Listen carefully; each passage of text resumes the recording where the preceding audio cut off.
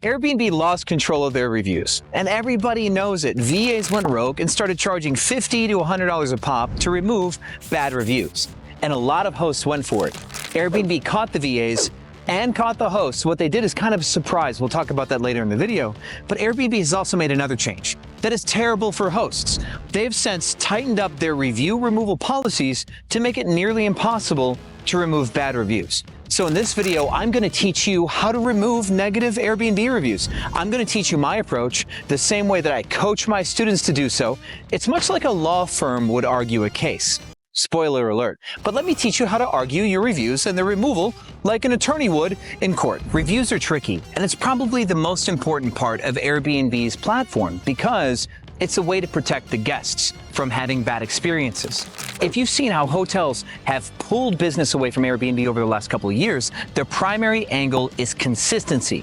That you cannot trust a host to not lock you out, to not be weird, spy on you, hidden cameras, everything. And Airbnb is fighting this through guest favorites and Superhost and their review system, primarily letting guests tell other guests whether or not a listing is legit. But you all know how emotional guests are, right? They spent good money on a property, and if you don't give them exactly what they want, plus a refund at the end, they're going to retaliate in your review section. And Airbnb has policies on how hosts can fight back against bad reviews to make sure that retaliation and irrelevant information doesn't exist inside of the review section, because obviously it could damage someone's business. And Airbnb wants good hosts to win, and Airbnb knows that good hosts experience bad guests. Airbnb can't protect the good hosts from the bad guests, at least not everyone. All they can do is filter out to the best of their ability what they believe to be legitimately bad reviews. Bad for business, bad for the community. At the end of the day, this is the primary goal of Airbnb's review system, is create a good, honest communication between guests and hosts where people can be protected. But hosts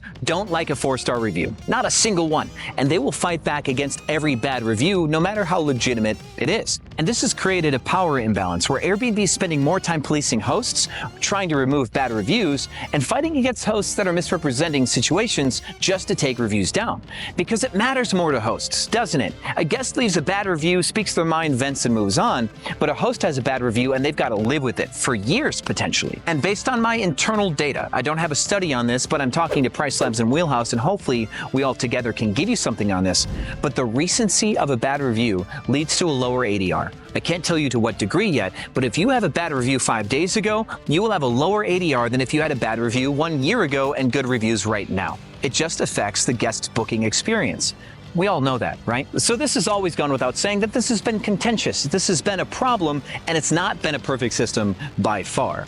And Robert, one of my students and a good old friend, he was talking about this just the other day and inspired this video. He has said that he's seen this, and other hosts have agreed with him that ever since Airbnb caught these VAs and did not ban the host, by the way, hosts are still on the platform, they have tightened up their review removal policy. They are fighting hosts tooth and nail, but our students are still getting the job done. You just have to kind of get it done right the first time. If you don't get it done right the first time, Airbnb is less likely to allow you to appeal and restructure your argument.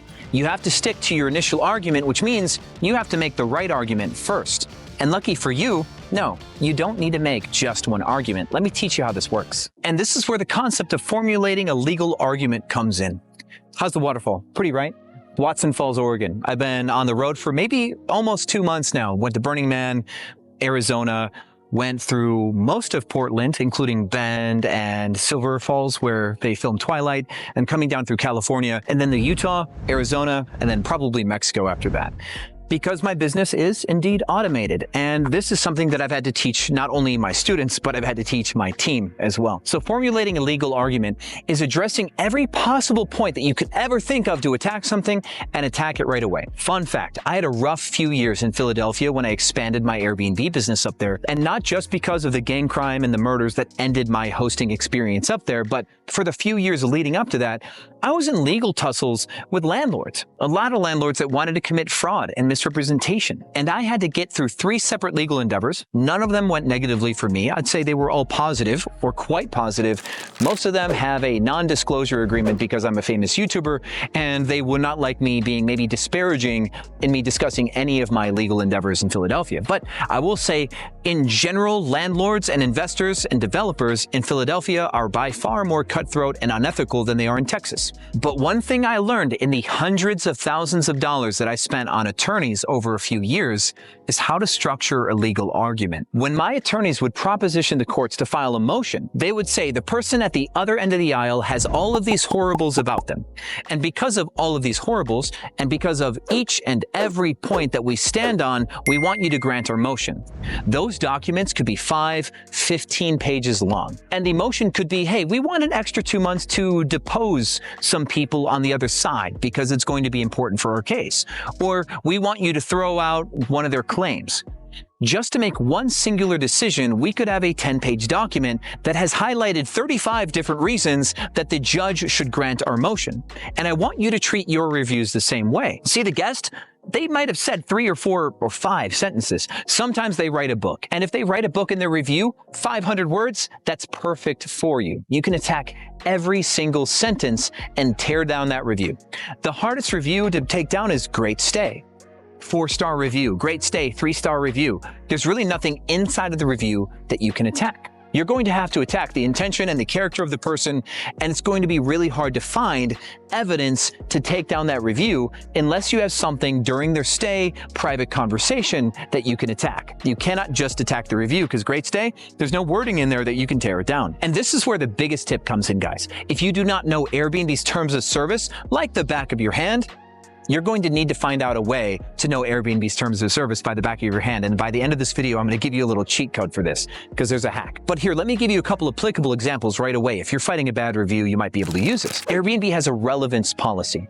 If a guest did not stay, then a review isn't reflective of their experience or what experience they would have at the property. So if a guest cancels before they arrive and you don't give them a refund because you have a strict refund policy, and the guest starts to say some stuff, that stuff is not reflective of their stay. You can attack a review because it will not help a guest who's booking a future stay make a decision about their stay. If a guest is being aggressive with you in messages and implies or says directly that you giving them a refund will reflect the quality of your review, they've just tried to extort you.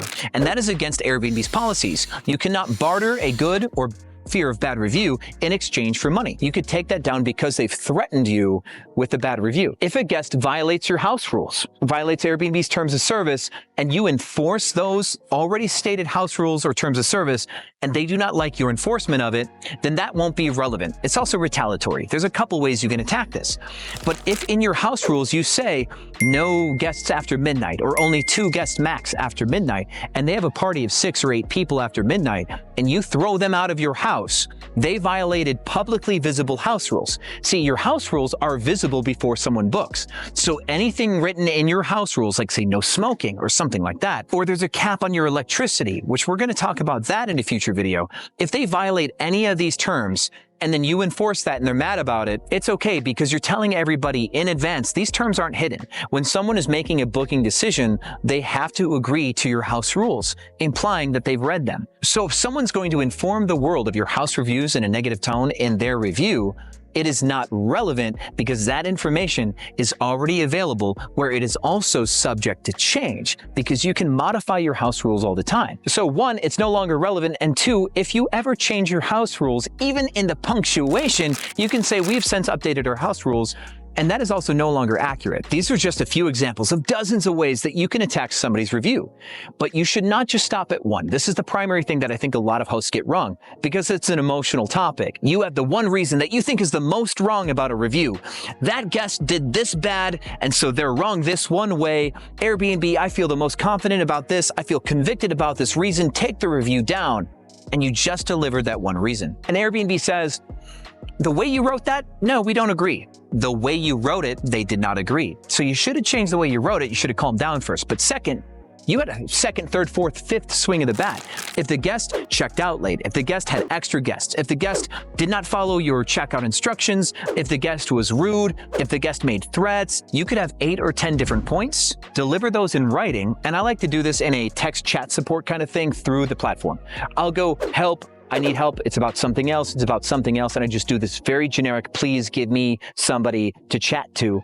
And in that chat say, I've got a bad review that I need to have taken down because they violated it. I would like to deliver my argument here in this chat so that way it's saved. And the person's like, which review are we talking about? You give them the reservation code for the review and they say, so what's the reason you want to take this down? And you deliver your pre-saved copy-paste argument in the chat. And now it's there. It's documented, all of it in its glory. Do not do it on the phone because Airbnb will not give you the text transcripts from your phone call unless you subpoena them. And you could subpoena them in discovery if you took them to arbitration, which I have a webinar for, by the way. RockyGeach.com, A2W2, link down below. It's the Airbnb arbitration workflow workshop. See what I did there, A2W2? But that webinar, I brought on a very good friend and attorney, since we're talking about attorneys, to help me do that webinar. It's how to take Airbnb legally as far as you can go without suing them, because if you've made an agreement not to sue Airbnb, arbitration is your alternative. How to file notice of arbitration, templates to file arbitration, so you can get reviews removed, you can get accounts reinstated, you get money that they owe you for cancellations or damages, all of that. And when you file arbitration, the tips that I'm giving you right now are kind of the same. You need to make a robust legal argument, whether you want to remove a review or get Airbnb to pay you for something. If you do need to call Airbnb for anything, like there's a party that you're trying to dispel and you need to work fast and it's going to be relevant later, ask Airbnb for the ticket number for that phone call. So that way you can document that. And when you tell Airbnb, I called you at this time to talk about it, here's the ticket number for that where I said this, they can verify that what you said is true. It's easier for them to see the points of your argument by documenting the ticket number for your phone calls. There will be plenty more unfolding with Airbnb as they change their policies and respond to new threats. They are now, for almost 2 years, a publicly traded company. And because of that, shareholders want to protect their profits, which means Airbnb isn't protecting you as much as they used to. Growth phase is over. Profit phase is now, and you should treat your business the same way.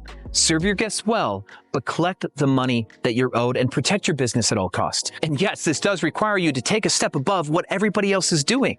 Hosts around the world are hobbyists. Most people have 1 or 2 properties, many part-time, and they don't know much about this industry, and they're not doing it well. But if you study a little bit, like you are on this channel, thank you so much for giving me your time, by the way, you can do better than 99% of hosts around the world.